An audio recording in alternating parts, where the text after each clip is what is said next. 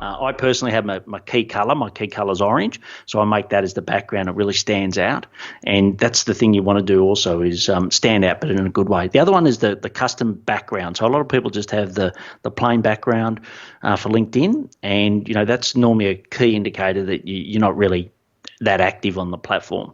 So you got to remember, most people, 60% of people look on mobile on your profile, and of that, they might spend a minute, 2 minutes. So what you want to do is that header, which is the key banner, you want to make sure that that's really compelling. Welcome back to the Teach Traffic podcast with myself, Ilana Wexler. This is a show where we reveal the best tips, tricks, and tactics to increasing your website traffic and then converting that traffic into leads and sales. We also discuss what's working right now in the ever-changing world of web marketing so you can apply it to your business.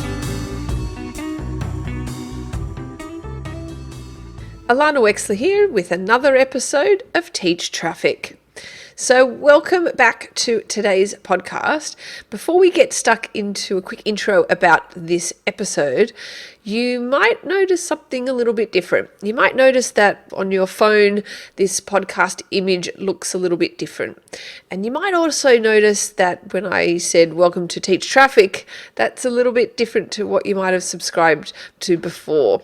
So yes, we have actually changed our podcast name and obviously the image that goes with it to now be called Teach Traffic, which was once called Talking Web Marketing. So don't be surprised if you notice something different from now on.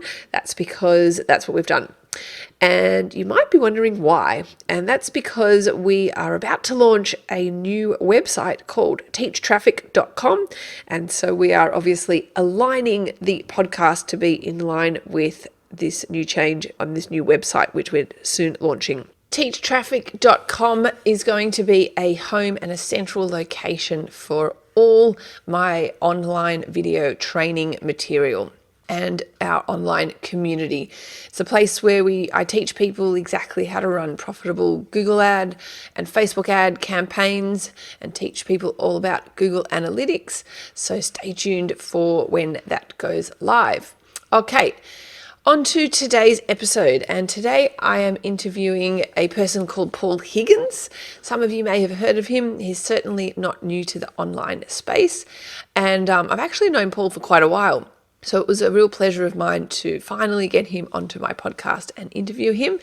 And he's got a really, really interesting story where he also came from corporate like me. He spent, I think it was 18 years working for Coca-Cola. And obviously life took a little bit of a turn one day and he decided to leave his corporate career and go out on his own. And he helps people a lot with online business, and he gets really good results with generating leads and sales through LinkedIn. And actually, Paul has been helping me with LinkedIn and helping me write a good LinkedIn profile, which you can check out at linkedin.com/Ilana Wexler, I think it is. I probably should know that. Anyway, so I thought I'd interview Paul on this episode to talk through how you as a business owner or a marketing person can get results with LinkedIn, the steps that you've got to take. And really, these are the steps that Paul has helped me take. Firstly, improving my profile on LinkedIn and in crafting posts, etc. So I really pick Paul's brain in this episode, and we dive deep into the steps and strategies that you can apply to your profile. So stay tuned for this episode. Welcome to this new episode, Paul Higgins. It's absolutely wonderful to have you here. And Great to be here, Lana. yeah, no, I'm so stoked. It's been a long time coming, and I've been wanting to interview you for a while because you are fast becoming an authority on how to get more leads and sales through LinkedIn. So yeah, I wanted to invite you on today's episode to discuss some tips and strategies that business owners can do to try and also equally get more leads and sales through LinkedIn. So thank you for coming on and agreeing to take some time out of your day. Before we kind of get into, I guess, the meat and potatoes of tips and tricks and stuff like that, do you want to give our audience a quick sort of intro about who you are and what you do?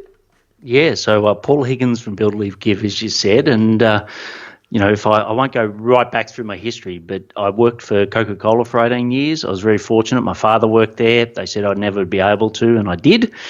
And I had an amazing career there. I met my wife there.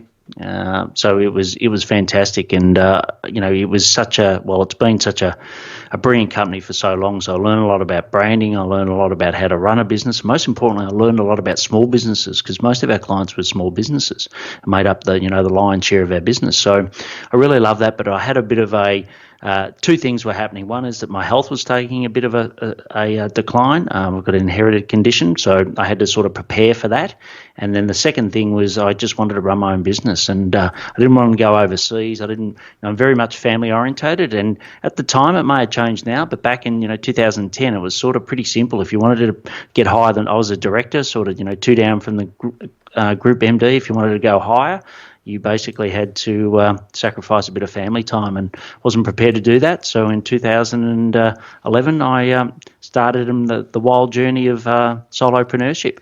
Nice. Well, I can certainly relate, having also come from a corporate background and also having to make that tough but not so tough decision to choose family over corporate life, I guess. And Paul, you and I have talked at length about the transition from corporate into owning your own business, which is what your podcast actually is also about, is sort of corporate escapees, which there are many people who are corporate escapees.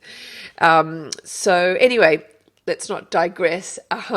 Thank you for your intro. So I guess recently, I guess probably about 6 months ago now, at the time of this recording, I went to a social media marketing world in San Diego, and I attended some sessions and workshops on LinkedIn. And I have to say, before I went to these sessions, I thought I logged into LinkedIn maybe once every 6 months. I was one of those people, and I said, "Oh, who's sending me these LinkedIn requests?" I didn't even know my password. I had this completely dormant and basically a dormant profile. But leaving social media marketing world and leaving those workshops, I left thinking LinkedIn can be a game changer for certain types of small business. And then soon after that, you and I had a conversation where you were telling me the amazing results that you were getting on LinkedIn, and it made complete sense to me, having seen lots of sessions on it and some of the amazing ways that people do that. So I wanted to talk to you about the ways in which that you get your amazing results on LinkedIn, because I think there is also a perception in the market that LinkedIn is full of spammers and people, pushing stuff. So I would imagine there's the right way and there's the wrong way of doing LinkedIn, and the elegant way and the not so elegant way. So do you want to maybe walk us through, I guess, if for someone like who was me before you and I kind of started, or you were helping me with my LinkedIn profile, what would be the first step for somebody who, like I was, never having logged into LinkedIn or once every 6 months? What would you say is the first step for somebody who wants to start being more active on LinkedIn? Yeah, look, a great question. And if I could, just before I answer that, I'll just go sort of one step above that, which is, I was really struggling to get leads into my own business. I run a group mentoring business and a membership, and I really struggled. I've got my own podcast. I'm about to launch a book, but I was really struggling to get consistency. Word of mouth referrals is where I got most of my work. And I thought, how do I get more dependable source? And, that was, I always looked at free, then paid. I know that you do some brilliant paid work. And then I looked at joint ventures. So I had a bit of a combination, but I hadn't really found something that struck. And I'd been on LinkedIn since 2009. I've got nearly 10,000 first connections. I really value my relationships on LinkedIn. And I thought, it's really my biggest asset. It's bigger than anything else I've got. How do I better leverage it? And that's sort of where it started. And what I did was went to 3 key experts in the world and just said, look, I'll pay for a one-on-one session. You just tell me exactly what I should be doing. They gave me that. which was very kind of them. Then I went and tested some stuff, and that's where I came up with, well, what is my methodology to get leads on LinkedIn? So that's sort of a quick backstory. But to answer your question, I think, the first thing is your profile. I think that's where people should start. I'm amazed that, I'll talk to someone and they'll articulate themselves so well. And then I looked at their profile and I think, hang on, is that the same person? Like, it's completely different. So, I think getting your profile right, and there's not many things you need to change. And if it makes value, I can sort of go through what I think is some of the key changes that you can make on your profile. Yeah, I think that's a great idea because you certainly helped me with my profile, and I think what the advice that you gave me would be really helpful for somebody else. So, Yeah, and I'll also have a checklist as well that people can refer to at the end, so they can get that at blgdownload.com. But the first thing is to have a great looking profile pic. So I think that's pretty obvious, but you want to make sure you're smiling, looking into camera, and there's not a distorted background. And don't have one that's 20 years old. People can sort of pick that straight away. So I think mine's a few years older than what I few years ago now, but yeah, not 20. and So I would imagine not a picture which has been cropped, and they've taken the picture was originally maybe their wedding photo, and they've cropped out their significant other or something like that. correct. Like get on Fiverr. There's so many people that can help you with getting that pic right. So if you can get a professional pic, that's great. I personally have my key color. My key color is orange, so I make that as the background. It really stands out, and that's the thing you want to do also is stand out, but in a good way. The other one is the custom background. So a lot of people just have the plain background for LinkedIn, and that's normally a key indicator that you're not really that active on the platform. So you got to remember, most people, 60% of people look on mobile on your profile, and of that, they might spend a minute, 2 minutes. So what you want to do is that header, which is the key banner, you want to make sure that that's really compelling. So what I always say is have an inspirational picture. Just be careful because on your mobile versus your desktop, your profile does move from left to right. So just make sure that you've got that right. So test it on both. So whatever image you've got, try to keep it to the right-hand side. And then I think you should always have your brand. You should have who you serve and what result you get for them. So I think that's really important. So instantly people go, oh, okay, this is for me. Because it's like any marketing. You only want to, you want to basically have people that are interested in what you do, and they only give you a split second to do that. No different to a website. So I think there are a couple of key things. The next is your headline. So I'm a big fan of people like to box people. Everyone does it. It's like, I just want to, yes, that's all great, but what do they actually do? So I think you should have that at the start of your profile. Once again, on the mobile phone, it comes up so they can see that, so it's very clear from them. And then have I help X. So who your ideal client is to achieve Y through Z. And Joshua B. Lee is a great example of that. I think he's actually got that as his headline on his profile. But that's the next thing. And the latest data is saying don't have emojis in it. I used to recommend having emojis in it. Now they recommend not to have that. So that's sort of the start. So any questions so far on that, Alana? One question, in terms of the headline, is that what appears sort of below your name when you comment on somebody's post or something? Yes, it's correct. Yep, it's your key stamp for wherever you post or like. So to me, that's why I recommend that it's probably the second most. Your background header is your first most important real estate, and the next one is your headline, I should say, what you describe yourself. And like I said, most people I'll talk to, and then I'll have on my second screen I'll have their profile up, and I'm like, well, your LinkedIn profile is so generic or so far away from what you're telling me. And I guess from what you're saying, the sole purpose of your profile is to attract the right person but turn away the wrong person. Is that right? Correct. You've got to speak directly to them. So a lot of people, used to use LinkedIn as a resume, and still people do in corporate. But if you're, listening and you run your own business, it's actually not about you. It's about your client. So you want to really make it easy for them to say, should I read more? And you want to make it really easy for them to say, do they understand me? And that's sort of the about section, which is, I have a simple formula, which is, what's you're writing to your ideal client, and you're writing about their pain points. What happens if they don't change it? So you agitate. Then what's your solution in a simple form? And then what's a simple call to action if they want to find out more? But it's always written as them. So often I'll see someone's profile and it's like still a resume. It's all about it's about writing about them. It's not about you. It's about the people that want to work with you. Right. Okay. And the ideal call to action would be sending them to your website, or? Look, I find email. So I find that's probably the easiest call to action. You want to make it easy for someone.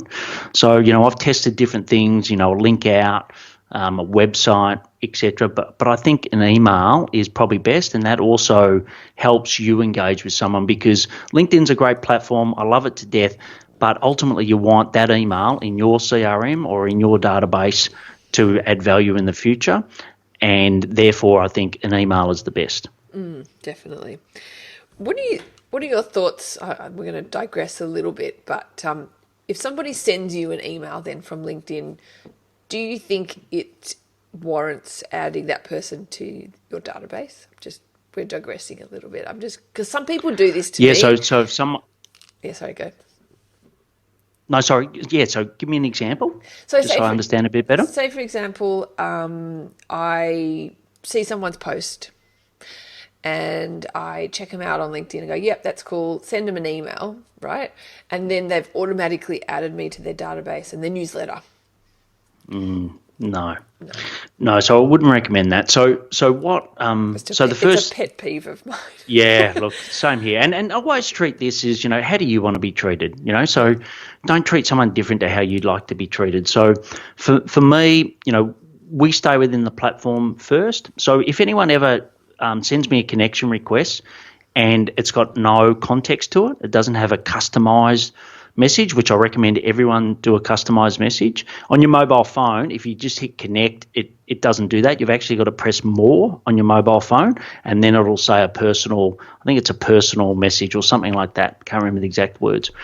But so my team will always send back a reply saying, did you hear, thanks for looking to connect. Did you hear me through my podcast, or did you read one of my posts?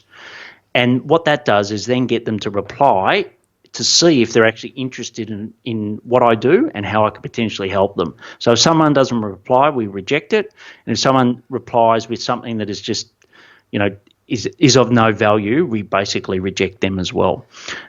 Then onto your point, if we're in a conversation, if someone's liked or commented on my post, which is great, we send them, a message. Based on that and how that goes, if it goes into a sales call, I always ask them, would they be like to added to the list? And if the other option is I give them value, which is, like an opt-in, which is that checklist that I mentioned before. And I say, if you do that, you'll be subscribed.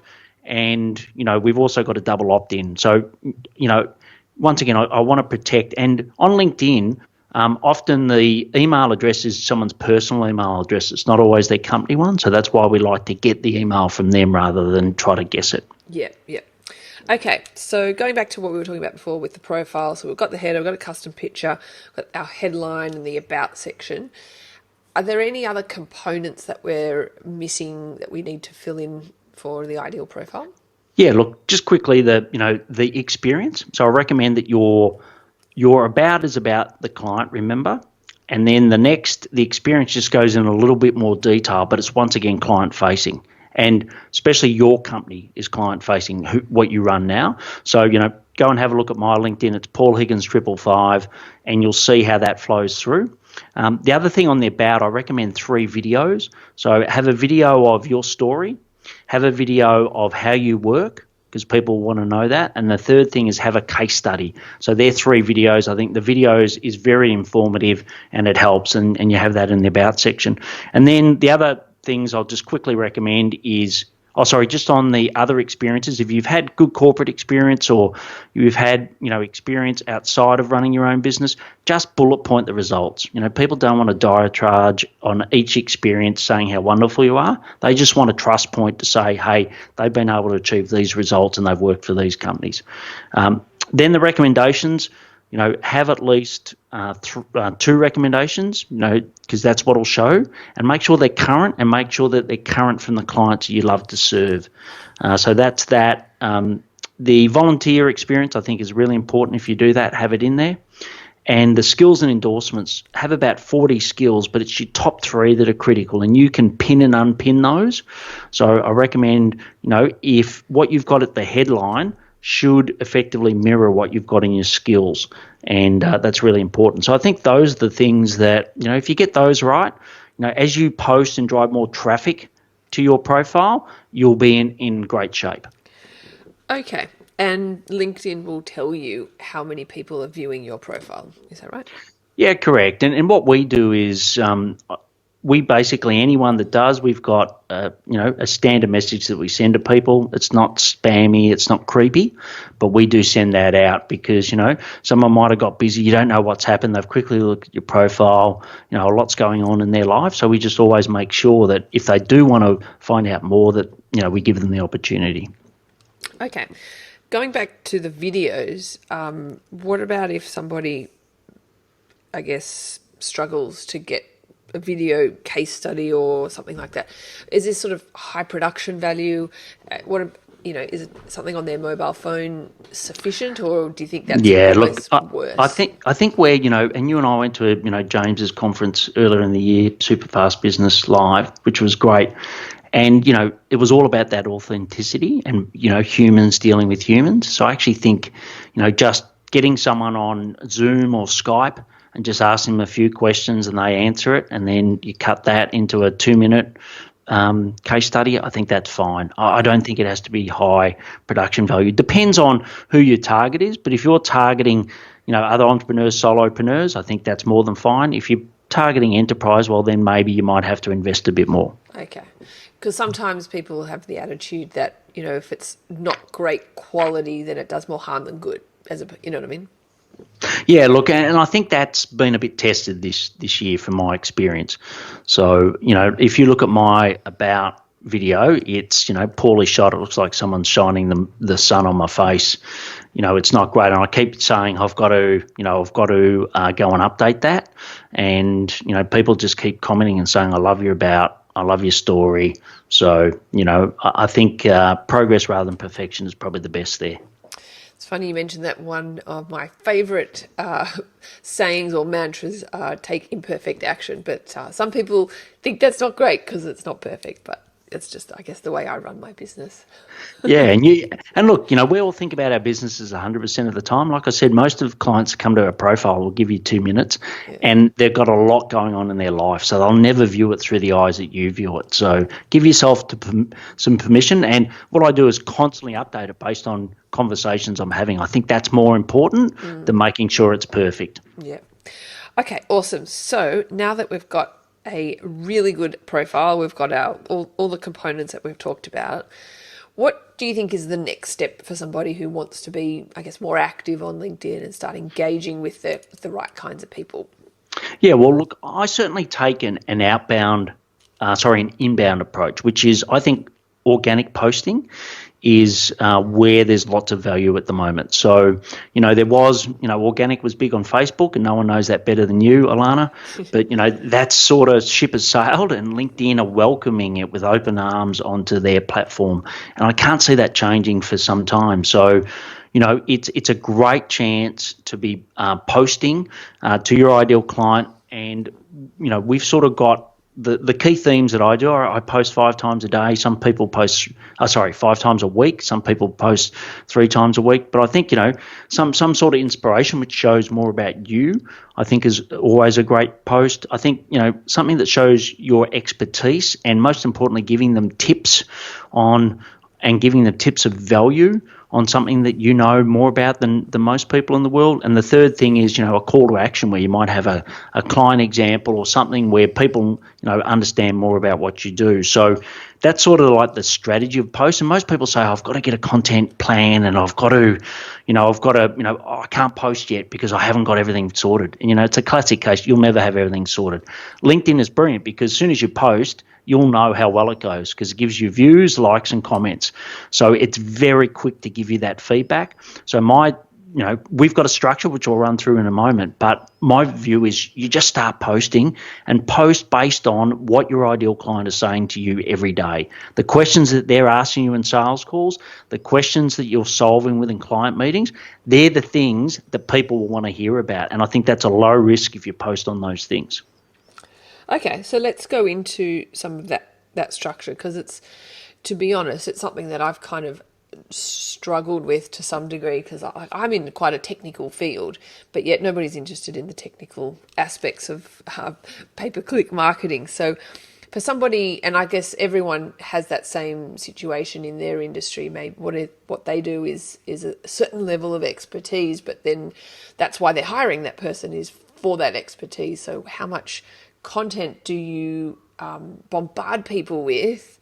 Well, maybe bombard's not the best word, but do you know what I mean? Like, Yes. That balance between, like, I guess, features versus benefits, really, which is. Yeah. Well, I think that, the first thing is that I can't remember exact how many words, but it's 1,300 characters for a post, right? So it's not a lot of words. It's about 200 words that you've got to write. So people, once again say, oh, it's going to be difficult to post, etc. It's not. It takes me 15 minutes to write a post that I'll get 5,000 views to. So, it's a lot easier than you think, but it just needs a good structure. Yeah. So the content can change, but the structure. So the structure is, for me, it's got to have a really killer, compelling headline. No different to any copy. But what you remember is a view is only someone flicking through a feed. So a view doesn't mean they've actually stopped and viewed your post.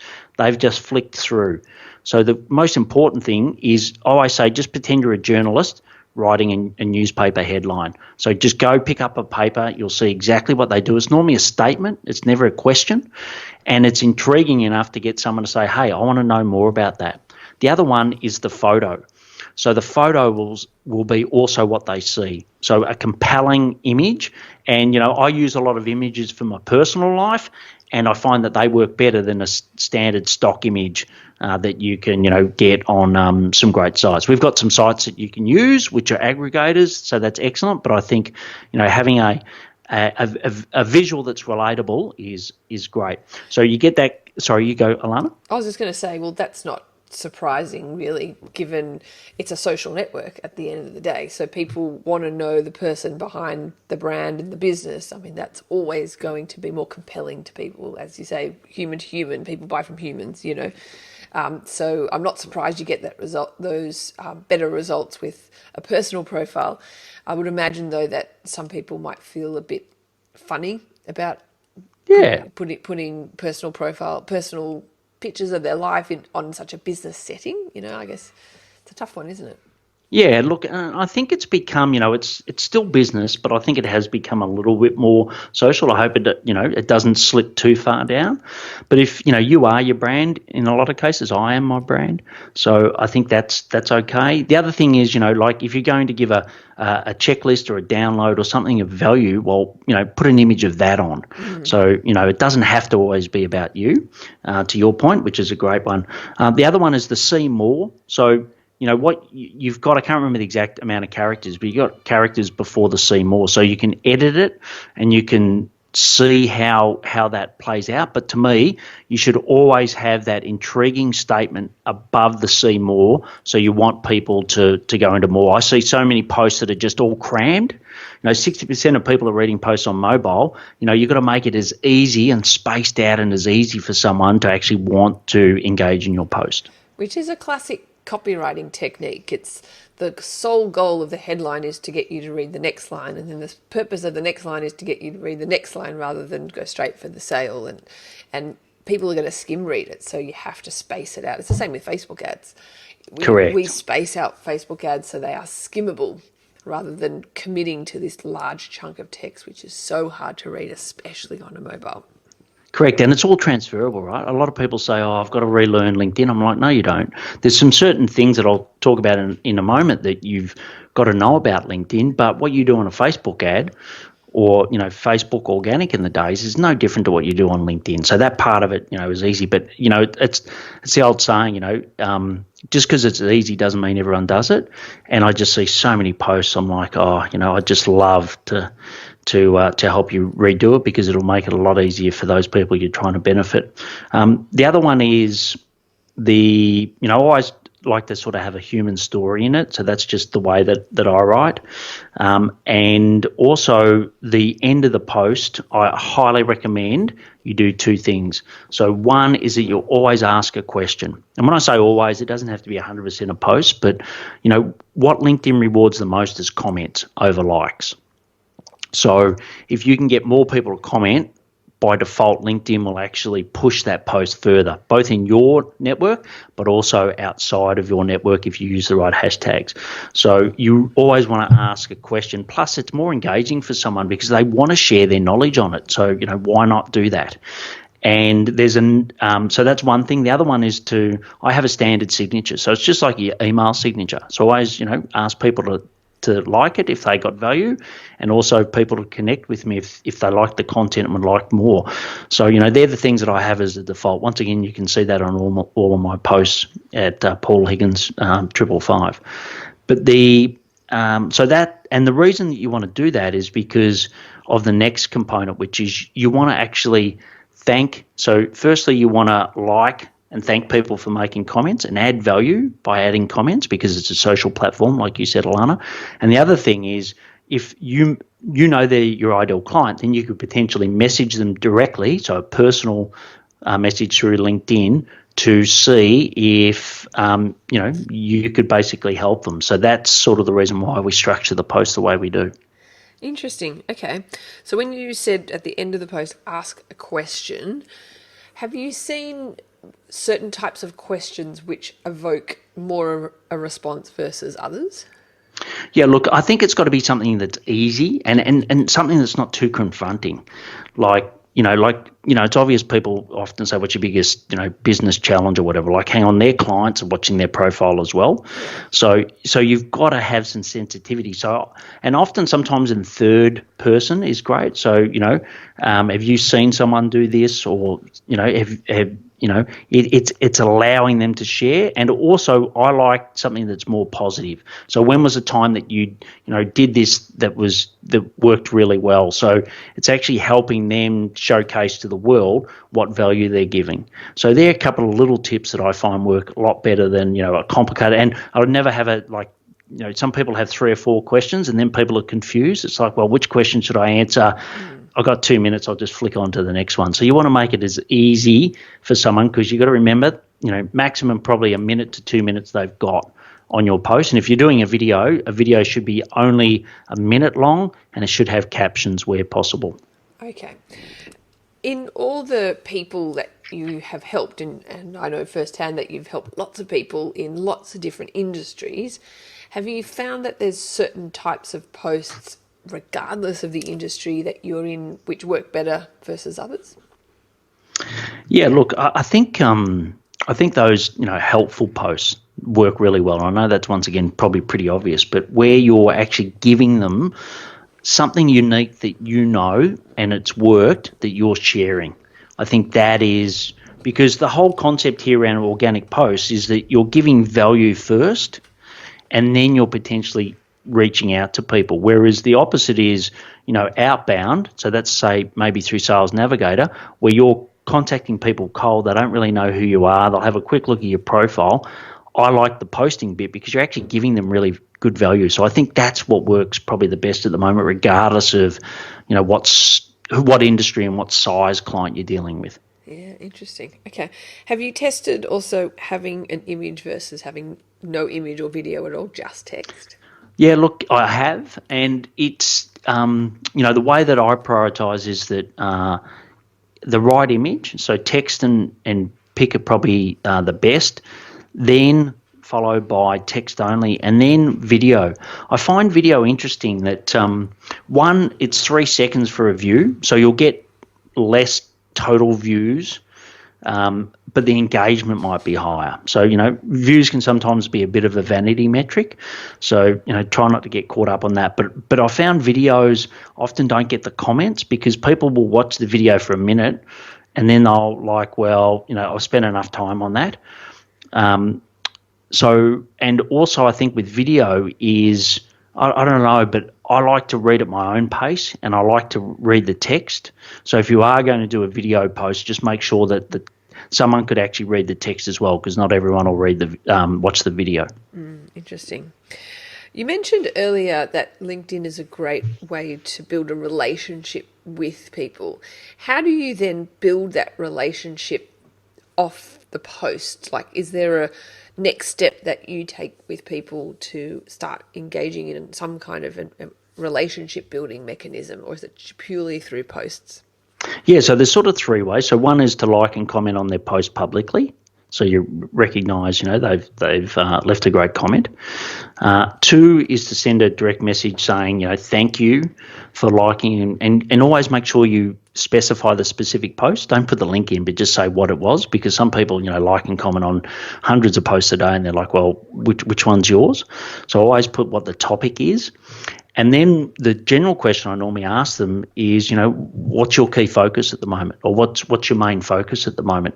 So that then gives them the chance to come back. Now, remembering the people that I'm direct messaging, I look at their profile and I think, yes, they're probably my ideal client, right? So if it was someone, a CEO of an enterprise business, they're not my ideal client, so I probably wouldn't do that to them. But if it was as a consultant that is, running their own business, yes, I would definitely do that. But I think that engages, and then based on that conversation, it becomes a coffee chat. And I always say to people, you wouldn't walk into a cafe and say, hi, I haven't met you, but would you mind buying me a coffee? And that's what I find a lot of the outbound stuff is, which you talked about before. That's the really poor stuff that we've all had. Whereas I think this way, it's actually making sure you add value by your post, you add value by the comments, and then you're actually just asking them an open question. So I think that works really well. Interesting. And do you find people are quite receptive to, so say I liked one of your posts and I didn't know you, then you send me a direct message saying, exactly what you said. Thanks for liking my post on whatever topic. What am I working on? Do you find people are quite responsive to that? Yeah, so there's two buckets. So one is your first connections. So sometimes you mightn't have spoken to a first connection for some time. So I always look at the messages and just see what the theme is. And if, based on the theme, I'll sort of tailor it. So I'll customize the message back to them. And if they're a second and third connection, obviously you're going to ask them to connect first. So, I thank them from the post, and then I just say, would you be open to connecting? And what they'll do is go to your profile. And if you've done all the work on your profile, they'll work out whether you're someone that they would like to add value to. The fact that you're posting every day, you're getting good engagement, that's also another trust point. And then I find about 80% acceptance rate at the moment of the second and third connections. And of the messages we're sending out, I'm getting about an 80% response rate. So it's quite high. Interesting.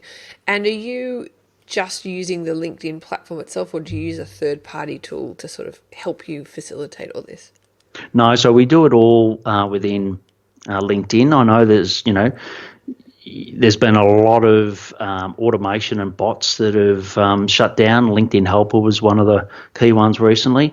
We just do it all native. What we do use, though, is virtual assistants around the world that do certain activities, which can expedite it. So, if I'm going to send those questions, some of those questions, I would type the exact same thing in. So to me, I'm more than comfortable my VA to be in my profile doing that on my behalf. But when it gets to a conversation, that's when I take over. Right. Okay. So you share your login with your VA, and then your VA will say, hey, Paul, take this conversation from there. Is that how you manage it? Yeah, yes. And look, there's, technically that's in breach of the terms of service for LinkedIn. So hopefully no one. Didn't even know that. Well, I think it is. You're not meant to do that, but I think they're becoming a lot more liberal than what they used to. Because there's a code that you can. So different countries vary. So I've got a team in South America, and they definitely have to get a code from me before they can actually enter into a different country. You can also set up a complete different VPN as well if you want to go down that route. Interesting. There you go. Cool. Okay, so we've got the profile, we're creating posts, then we're building a relationship. Would you say that that's the three ways, or I guess the three steps that you get, the way that you advise people to get results, or is there something more to it? No, look, I think that's the critical thing. I think the only other thing is, you've got to get a certain amount of likes within a certain time period to get a boost in views. So there's a bit of controversy as to how that's happening. So pods is a very common word at the moment going around, and people, some people are gaming the system by, just getting people to like their posts randomly to get to a certain amount of likes. We don't encourage that. But what we do, and LinkedIn in themselves, like if you've got an article, LinkedIn welcome you to share that with your connections to get it spread. So LinkedIn want better content out there and more people seeing it. So there are some ways that you can trigger their algorithm with a certain amount of likes that will definitely help your post. And as I said, if you use the right posting technique and structure, the more comments you get, LinkedIn will do that. And then lastly, the hashtags. If you use the right hashtags, there's some hashtags that have got 18 million followers, and then I see a lot of people that will create their own little hashtag and it might have them following it. So if you're smart around the hashtags that you use, that can also get you, when LinkedIn boosts it, you sometimes might get known as trending. So I'll get an email say, you're now trending in solopreneur, or you're now trending in business. And that means that LinkedIn are prioritizing that post within that hashtag. So if people search for hashtags, you'll be higher up the newsfeed than not. Interesting. Okay. Yeah, I've had some posts trending in marketing or digital marketing. I can't even remember. But I guess I don't see any results as a result of that trending. And sometimes it's, it's like at Coke we used to say, there's 50% of marketing that works, 50% that doesn't. You just don't know which 50%. And this is a bit the same. Like I'll have people that, will contact me out of the blue and say, look, I'd love to work with you. I've been following all your posts. I've been listening to your podcast, but they never liked or commented. Mm. So, there is a thought leadership place here that you can't put a direct return on. And, that's where, not everyone will like, comment, but, there's people that are reading your content and they're going and listening to your podcast, which once again, you don't really know who listens to your podcast, that is getting a benefit of this. And then, that like, know and trust you, you're certainly building that. And then, it could be random when they actually contact you. Yeah, interesting. So for somebody starting out, what, I guess, some advice that you'd give them if they were starting out with LinkedIn? Yeah, I think, first thing is, get the profile right. So as I said, that blgdownload.com will certainly help with that. The second is, look at, so, I'm not saying my posts are the best in the world, but they do get good results. Just look at my posts and look at the way I structure it based on today's conversation. And if you do, send me a connection request, just mention that you heard Alana and I on this podcast. That'd be great. And then the other thing is just treat your messaging and your scripts. We've got some great scripts that work, but just treat those as if you're the person receiving it. If it feels icky to you and you've got that gut feel that you shouldn't send it, it's probably a good indicator that it's not the right one. Yeah, good advice. Well, Paul, you've provided, as expected, a huge amount of value for this episode. So thank you so much. For people who want to reach out to you and find out a little bit more about what you do, how can people find you? Yeah, great. So as I said, there's that download, blgdownload.com. And then also the website is buildlivegive.com. And in there, if you go into the services, it has more leads, or get more leads it's called. That'll give you all the information you need if you want to join the collaborative that I know Alana and I are in, where we do share experiences and help each other to constantly improve what we're doing on LinkedIn. But I know for most of my clients at the moment, their biggest challenge is keeping up with leads, which, most of them haven't had before. And I certainly know that I've never had that problem before, and it's a nice problem to have. Yes, definitely. And there are some people in this group getting amazing results, obviously commensurate with the effort that they're putting in, but there's the result there, which is an amazing testament to what you do, Paul. So well done. Yeah, and look, and the content is all theirs, right? So I just give the structure and the community, but content's theirs. But one lady actually went from, about 200 views a post when she first came in, and the other day she got a 500,000 view post. Wow. And yeah, her business is just completely blown up. In a nice way, just because of what she's doing, and we've got many examples of that. So, it is a great time to be part of this, and it's not as hard as you think. And if you do get some help and get some support in a community, it can work really well. Yeah, that's awesome. Paul, thank you so much for your time. Certainly loved chatting to you, and I'm sure we'll talk again soon. Great. Thanks, Alana. Thanks so much. Thanks so much for listening to the Teach Traffic podcast. For more information on each of these episodes and handy PDFs that you can download, head on over to teachtraffic.com.